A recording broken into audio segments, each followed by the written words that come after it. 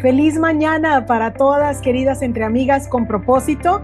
Estamos listas para continuar estudiando juntas la palabra de Dios de una manera muy sencilla, pero también muy disciplinada. Y nos encanta estudiar la Biblia porque sabemos que a través de su palabra Dios va cambiando nuestra manera de pensar y por eso va cambiando también nuestra manera de vivir. Y precisamente de este tema estaremos hablando el día de hoy. Estaremos aprendiendo cómo el enemigo nos atrapa en el pecado. Así es que prepara tu Biblia inmediatamente porque vamos a iniciar. Tenemos muchas lecciones que aprender el día de hoy. Vamos a leer juntas Génesis 37, versículos 21 al 22 para empezar. Dice así: cuando Rubén oyó el plan, trató de salvar a José. No lo matemos, dijo, ¿para qué derramar sangre?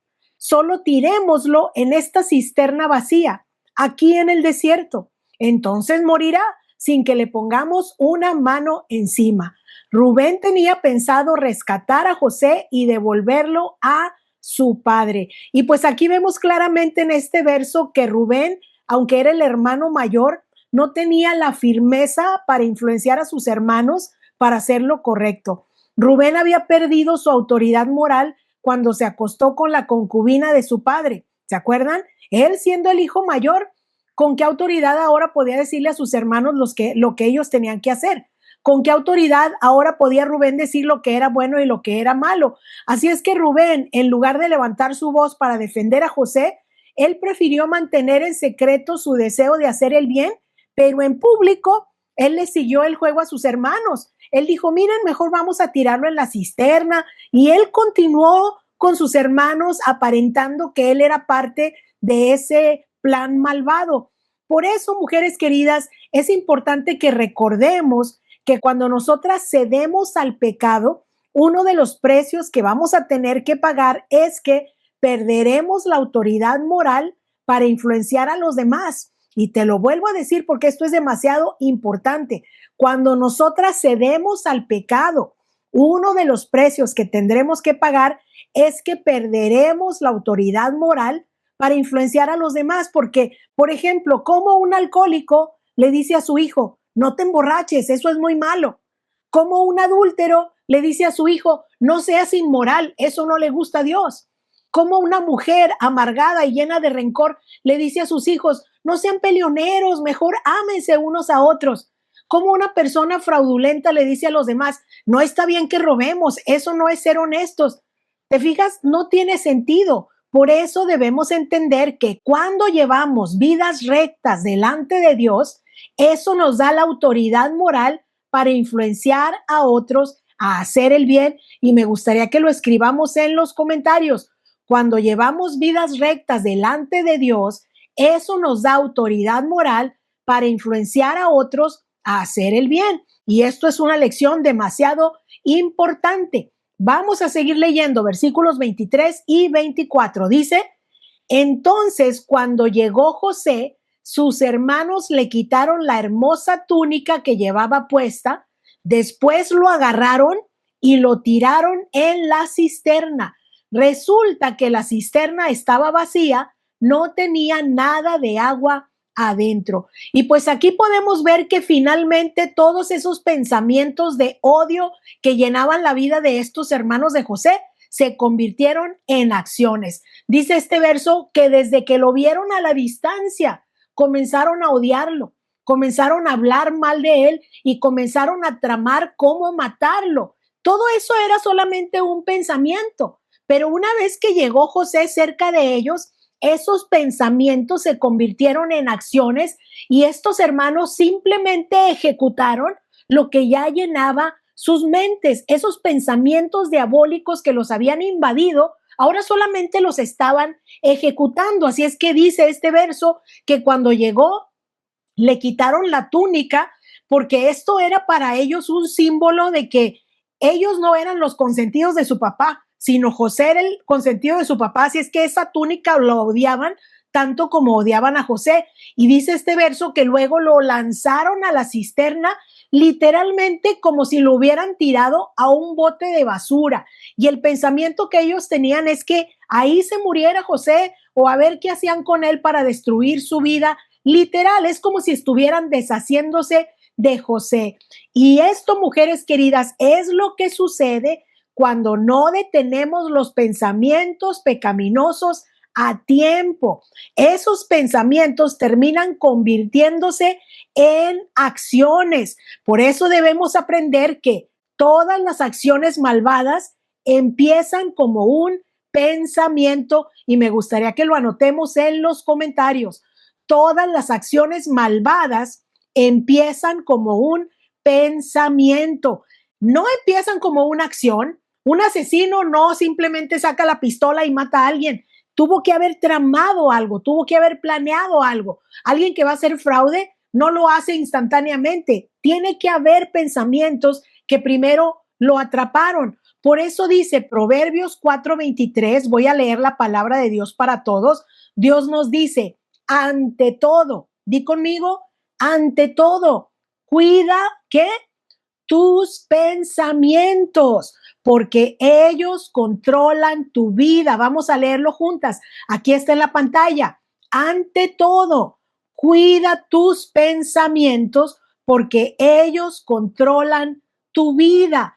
Qué impactante este verso, ¿verdad? Porque claramente Dios nos dice que son los pensamientos los que controlan nuestra vida. Son los pensamientos los que dirigen nuestras acciones. Son los pensamientos los que nos llevan a cometer a veces locuras. Por eso, si pensamos bien, nos vamos a dar cuenta que siempre que el enemigo quiere atacar a una persona, comienza lanzándole pensamientos malvados, ya sea de desánimo o de odio o de incredulidad o de tristeza o de victimización o de cualquier pensamiento que se opone a lo que es correcto delante de Dios. Y esos pensamientos que lanza el enemigo literalmente son como anzuelos. A ver cuánto logra atraparte, porque si el enemigo logra atrapar nuestra mente, habrá atrapado nuestra vida entera. Te lo vuelvo a decir, si el enemigo logra atrapar nuestra mente, habrá atrapado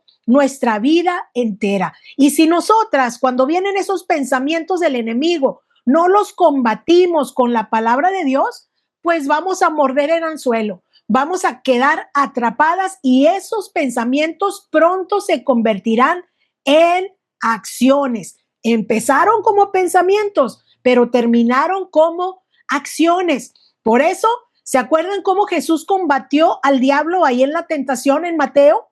Dice vez tras vez que Jesús lo hizo con la palabra de Dios, declarando, escrito está, escrito está, escrito está, vez tras vez. Cada pensamiento malvado que el diablo sembraba en Jesucristo, Jesucristo lo combatía con la palabra de Dios. Y eso es lo mismo que nosotras debemos hacer. Fíjate lo que dice 2 Corintios 10:5. Voy a leer también la palabra de Dios para todos. Dice que con las armas espirituales que Dios nos da, podemos capturar todos los pensamientos y hacer que obedezcan a Cristo. Qué verso más poderoso y también qué instrucción tan clara Dios nos da. Con las armas espirituales que Dios nos da, tú y yo, en nuestras fuerzas no, pero con las armas espirituales que Dios nos da, sí, con su palabra, con la oración, con la fe, con la salvación, con esas armas espirituales, tú y yo podemos capturar todos esos pensamientos de desánimo, de odio, de envidia, de mentira, de victimización, todos esos anzuelos, podemos capturarlos y hacer que esos pensamientos obedezcan a Cristo. No podemos ser ingenuas y dejar que el enemigo nos atrape. No podemos ser clientas fáciles del enemigo. Dilo conmigo y vamos a escribirlo en los comentarios. No debemos ser clientas fáciles del enemigo. El enemigo nos lanza un anzuelo y dice, no, ya sé, Vero es clienta fácil, rapidito va a morder el anzuelo y ya sé que voy a acabar con su vida. Voy a ponerle un pensamiento, luego esos pensamientos se van a convertir en acciones, la voy a atrapar. No podemos ser clientas fáciles del enemigo. Debemos hacer lo que acabamos de leer en 2 Corintios 10:5. Debemos capturar todos esos pensamientos malvados y hacer que obedezcan a Cristo. Vamos a seguir leyendo. Aquí en Génesis, versículo 25, la primera parte, dice que luego los hermanos, justo cuando se sentaron a comer, levantaron la vista y vieron a la distancia una caravana de camellos que venía acercándose. Y me gustaría que subrayemos con una línea negra las palabras que dicen cuando se sentaron a comer. Y esto me causa un gran asombro porque los hermanos simplemente siguieron con su vida como si nada hubiera pasado. Imagínate tú, se sentaron a comer después de haber atacado a su hermano menor, después de haberle destruido su túnica de colores, después de haberlo lanzado en la cisterna. Ellos, como si nada, siguieron con su vida, se sentaron a comer. Esto, mujeres queridas, es el reflejo de una conciencia cauterizada, así como una piel se va endureciendo y que luego ya esa piel no siente nada. Eso mismo pasa con la conciencia. La conciencia se va cauterizando. Cuando nosotras nos acostumbramos a practicar el pecado, cuando nos acostumbramos a hacer lo malo, de pronto empezamos a perder toda sensibilidad espiritual. Ya no nos sentimos culpables, ya no sentimos nada de remordimiento porque el pecado se ha convertido en parte de nuestra vida y nuestra conciencia no nos acusa. Como si nada, nosotras pecamos y luego nos sentamos a comer. Es más, fíjate lo que dice Proverbios 30:20, la Nueva Traducción Viviente. Esto describe a una mujer adúltera. Fíjate lo que dice. La mujer adúltera devora al hombre, luego se limpia la boca y dice, ¿qué hice de malo? Si te fijas la conciencia cauterizada, pues esto podemos aplicarlo a cualquier pecado, no solamente al adulterio, cualquier pecado. Uno comete el pecado, hace lo que no le agrada a Dios y luego se limpia la boca y uno dice como si nada, pues ¿qué hice de malo? ¿Qué tiene de malo? Todos lo hacen. ¿Qué tiene de malo? Mira, a él le va muy bien y está haciendo lo mismo que yo. Eso es tener la conciencia cauterizada. Y mira, mujer querida, la única forma de que no nos suceda eso es que tú y yo nos mantengamos siempre sensibles a Dios, sensibles a Dios. Y esto lo logramos manteniendo una relación personal con Dios cada día, a través de su palabra, a través de la oración, escuchando la voz del Espíritu Santo, poniendo en práctica la palabra de Dios, combatiendo el pecado, llevando esos pensamientos a que se sometan a la obediencia a Cristo. Es como un gimnasio, es como ponerse crema para que la piel no se te endurezca. Así, cada día, mujeres queridas, mientras nos mantenemos conectadas con Dios, nuestra conciencia se mantiene sensible a la voz de Dios. Y entonces cuando estamos en medio del pecado nos sentimos mal, nos sentimos culpables y decimos, Dios mío, te fallé, perdóname, esto no es correcto. Y rápido el Espíritu Santo nos dirige al arrepentimiento. Es importantísimo, mujeres queridas, por eso que día con día mantengamos una relación con Dios a través de su palabra, a través del Espíritu Santo, que es el que nos guía a toda verdad y a toda justicia, es el que nos convence de pecado, de justicia y de juicio. Así es que, ¿cómo nos atrapa el enemigo en el pecado? En la mente, mujeres queridas. Empieza todo en la mente. Así es que vamos a preguntarnos, ¿estamos combatiendo al pecado desde que llega a nuestra mente como un pensamiento? ¿O le estamos dando rienda suelta hasta que nos domina y nos destruye? Cuando el diablo nos lanza anzuelos de pensamientos de cualquier tipo, ¿estamos mordiendo el anzuelo o estamos combatiendo esos pensamientos, llevándolos cautivos a la obediencia de Cristo? Una pregunta más, ¿estamos protegiendo nuestra mente con la palabra de Dios y con nuestra relación diaria con Dios a través de su Santo Espíritu? Acompáñame a orar. Señor, te damos gracias por tu bendita palabra y por esta lección que es tan importante en nuestras vidas. Reconocemos que muchas veces hemos mordido el anzuelo porque quizás no nos damos cuenta que es el diablo mismo el que nos está sembrando ese pensamiento de tristeza, ese pensamiento de odio, ese pensamiento de victimización, ese pensamiento de nadie me ama, pobre de mí. Todos esos pensamientos que se oponen a tu palabra no vienen de Dios, vienen del enemigo. Y reconocemos, Señor, que muchas veces hemos mordido el anzuelo y eso nos ha ocasionado un gran daño.